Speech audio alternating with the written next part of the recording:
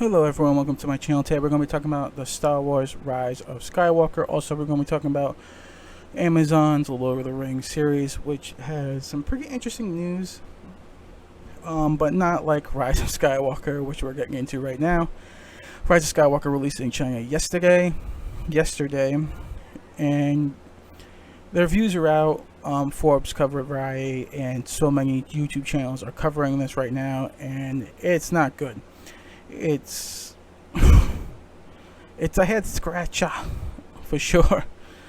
Forbes came out today and said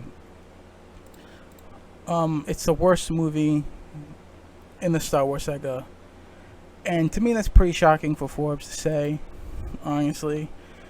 Forbes has been covering movies for some time, and when it comes to Disney, that's kind of a really bad jab, especially from one of the most credible business magazines, really, of all time.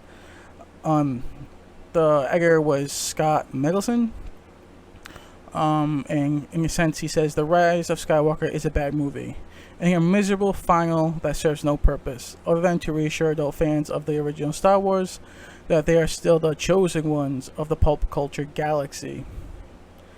So, and in his headline, Rise of Skywalker is the worst Star Wars movie ever. Wow. That's like getting knifed. If you do the movie thing. It's rough. Like, really rough. Also, Rise of Skywalker on Rotten Tomatoes, when I woke up today, it was at 55%. Now it's at 59%.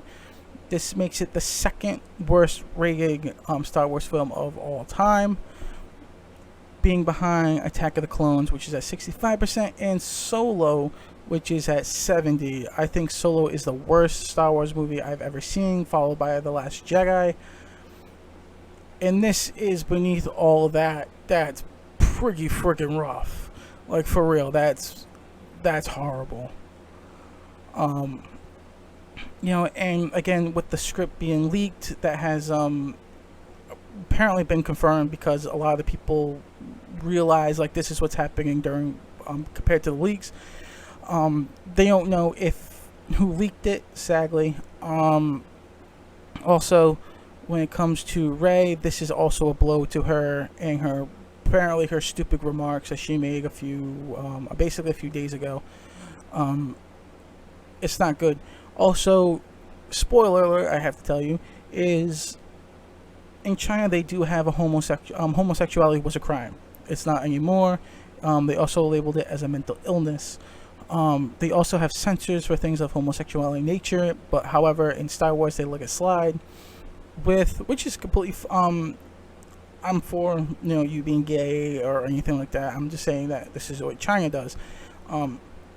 I know how people can get confused. So it went through the China censors, and apparently what happened, and it really confused fans, because the two stars who were female had a kiss, but it made no sense. They weren't lovers, they weren't anything, they just kissed. Like, it was weird. A lot of people said it. One fan commenting on it, he went to the premiere and said, "I am an older Star Wars fan. However, this movie is not the greatest. Go in there with an open mind and just get it over with." I'm like, yeah, you read a comment like that, like, oh God, how bad is this shit? For real. And on Tuesday, I'm going to watch it for free. Again, I'm going to take that comment that gentleman made, and again, more magazines are making worse headlines, if you can get worse than these.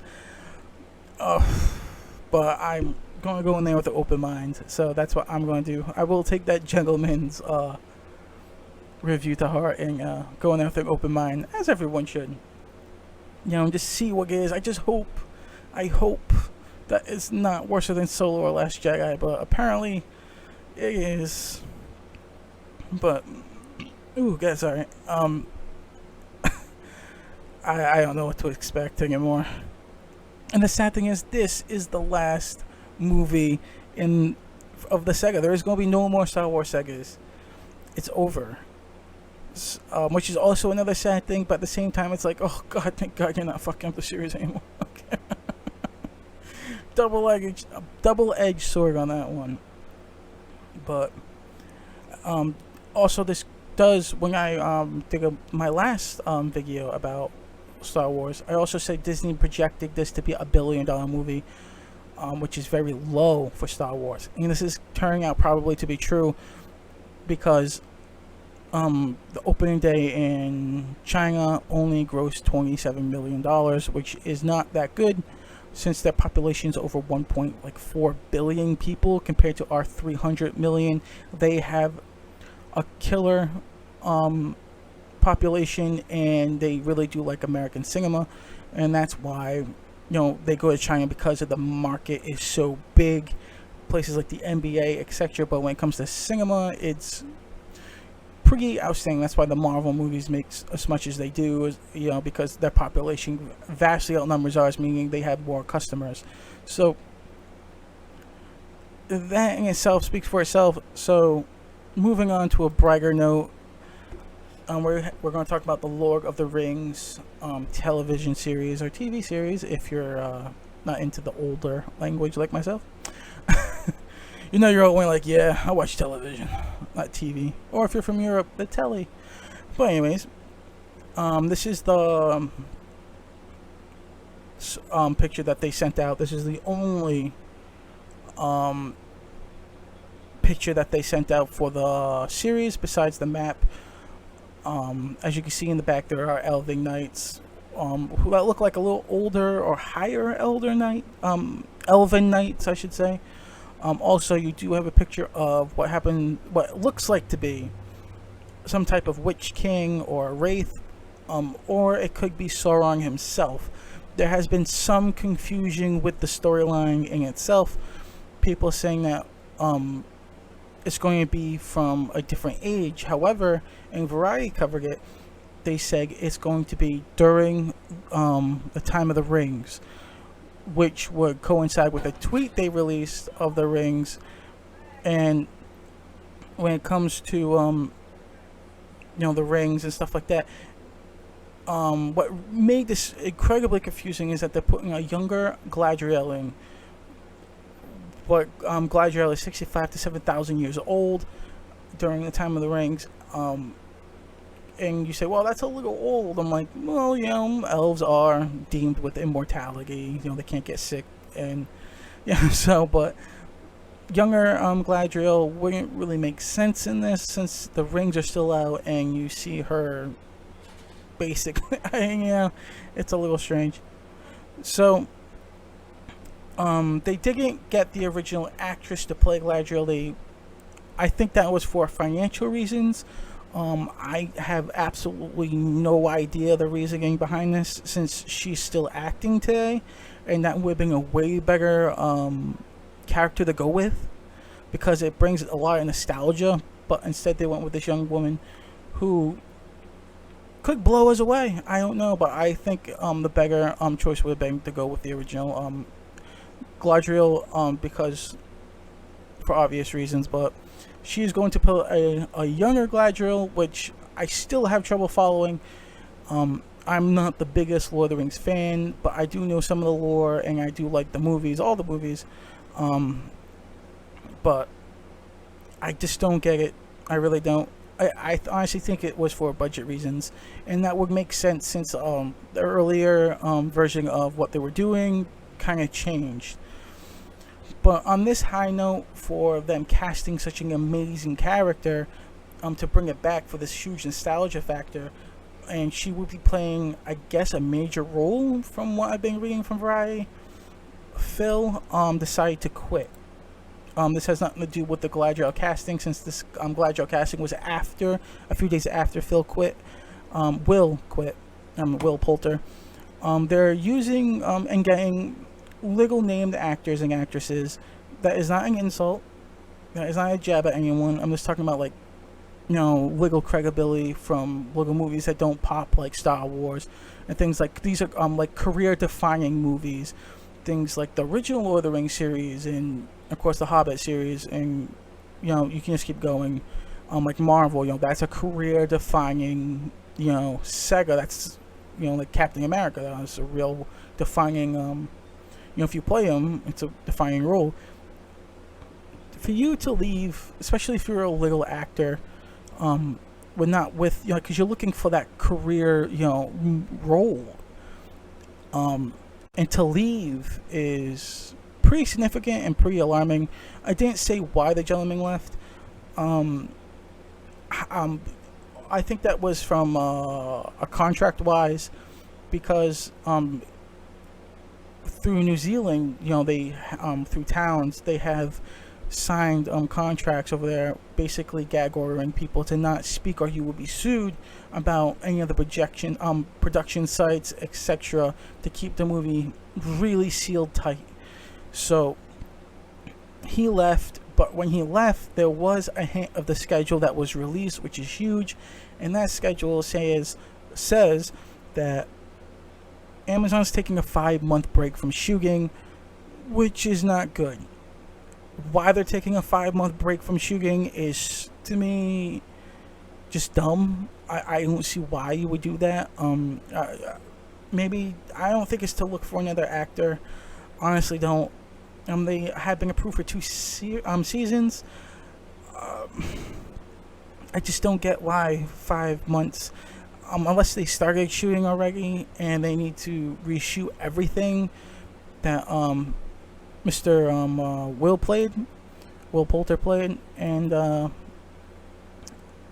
if that's true, that means that's a lot of money out of the budget for the first season gone. Why he left, I have no idea. It doesn't say why, and I think it's through contractually he can't say why, since he didn't say why.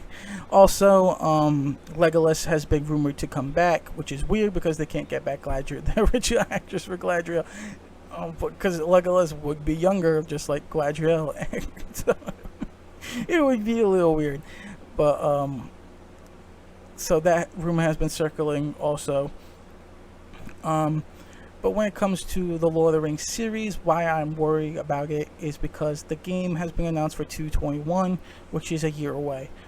They're taking a 5-month break from shooting, which is, usually it works like this. Like, if you are a musician, you record your album, then tour. Album, tour, album, tour. You do a movie, it's a movie. Usually video game, movie, video game.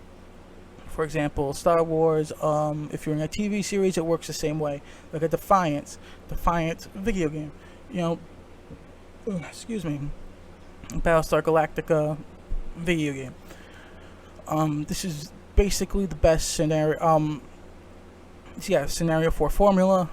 Because you're showing someone visually the product, and if they really enjoy the product, they will like to play and be a part of the universe of that product. That is common sense.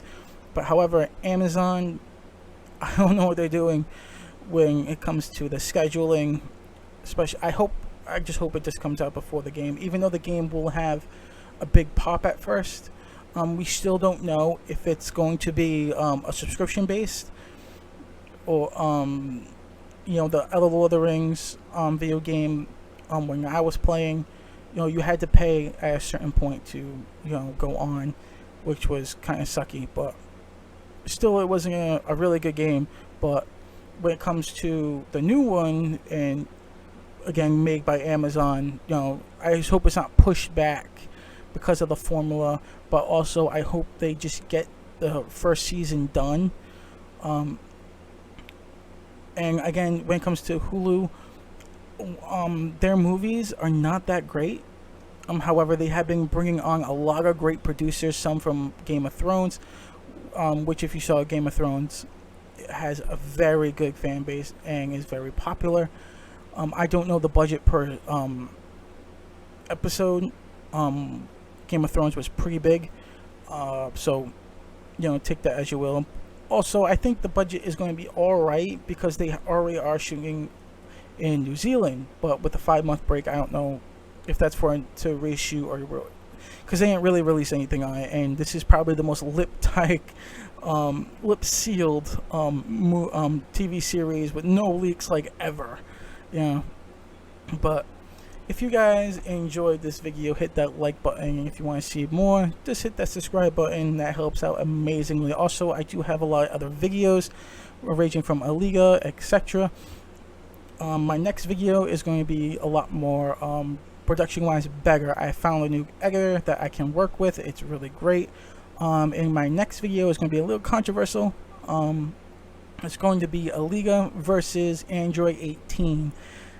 I know what you're thinking. Like, yeah, that's like, why are you putting two fan bases against each other? You know, it's going to be, just think about it. It's going to be a really good fight, and it's going to be a really great video. So if you guys want to wait to see that, hit that subscribe button. You will be notified when it comes up.